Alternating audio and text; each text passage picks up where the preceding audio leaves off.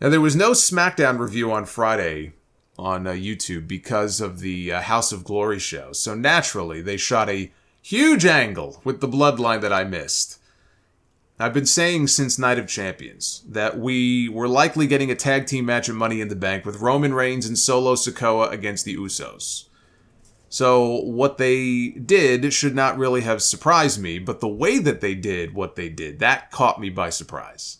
And it ended up being another roller coaster ride for what will probably, and I think it's safe to say this now, what will probably end up when all is said and done being the greatest story ever told in WWE history. You know, when I did my countdown of the best stories ever in WWE a few months ago, I left the Bloodline story out intentionally because it just wasn't over yet, and it wouldn't have felt right to include it and put it at number 3 or, number 2 or number 6 or something if the story wasn't over yet, right? It just wouldn't have felt right. It wouldn't have made sense. And the story still is not finished. Anyone who thinks the Bloodline is finally over is fooling themselves. But when all is said and done, I think the Bloodline story will take the number 1 spot all time in this company. Jey Uso was so good in that final segment on Friday. It was a show-long story. Will Jey Uso fall in line?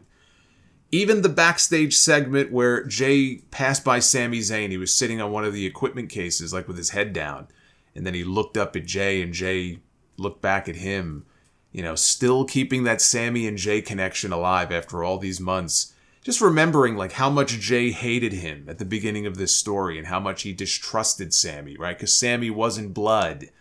And why are you bringing in this person who's not blood? He's not one of us. And then later on, how Jey ended up embracing him. And then he felt betrayed by what Sami did at the Royal Rumble. And then the match came at WrestleMania. And then even now, there's this bond there between these two characters. There's still a respect there between the two of them.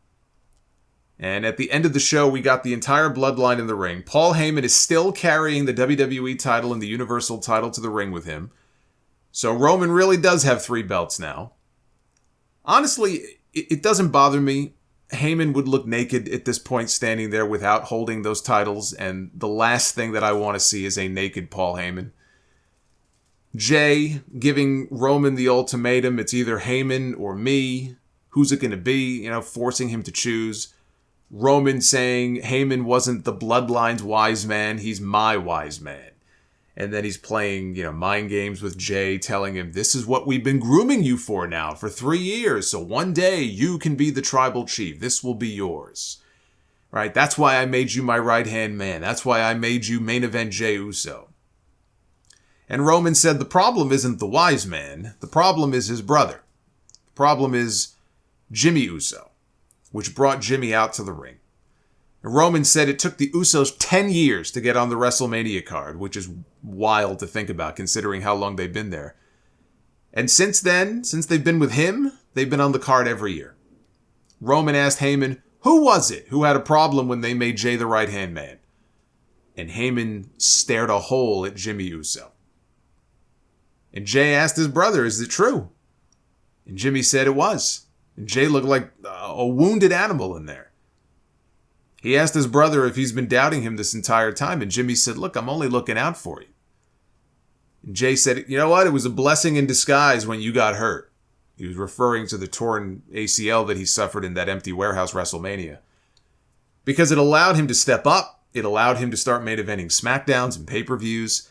And that's all because of Roman Reigns. He told Jimmy, you out? And guess what? I'm out too. And with that, he super kicked Roman Reigns right in the face, and the crowd exploded. I did not see that coming. Solo Sikoa, he couldn't believe it.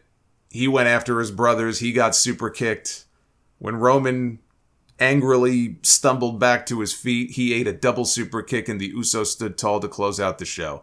Officially, once and for all, out of the Bloodline. If ever there was a time for Jacob Fatu to be available, to be just inserted into this story, this would be the perfect time. But man, what a fucking segment this was. And the way you can tell the story is resonating with the audience is the reaction to each of these big payoffs. The segment last year where Jey was yelling at Sami and said, I don't give a damn what the tribal chief says. And then they got that close-up of Roman, right, who was in the ring, and he kind of looks up at the hard camera. Like, what a fucking moment that was. And the way the people reacted to it. The ending of the Royal Rumble show this year when Sami took a chair to Roman's back. My God, the reaction that got. The segment on Smackdown where Kevin Owens finally hugged Sami, which took them to WrestleMania and took them to the tag team titles.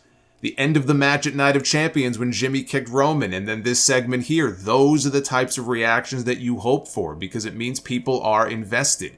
And yes, there may be lulls in the story or sometimes it feels like it's dragging on, but once you get that payoff, it makes it all worthwhile.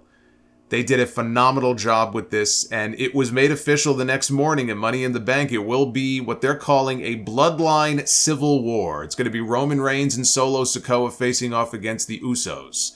And it's the natural progression of things. Solo Sikoa, he's going to be the next one to split away from Roman Reigns. It's coming.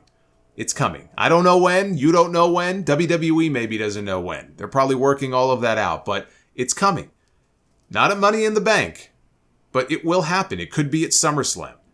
You know, much as the Usos proved Cody Rhodes correct in what Cody told them many months ago, so too will Jimmy Uso be proven right once Solo realizes that Roman is just using him. But SummerSlam is likely going to be Roman Reigns defending his championship against Jey Uso, where this whole story got started, right? Roman was the champion, but then the bloodline didn't start until he manipulated his cousin into aligning with him, and that's where the bloodline officially began. And I got an email from David in Sacramento who asked what I thought about the idea of Michael Cole doing a sit-down interview with Rikishi. They could even say it was recorded on Father's Day.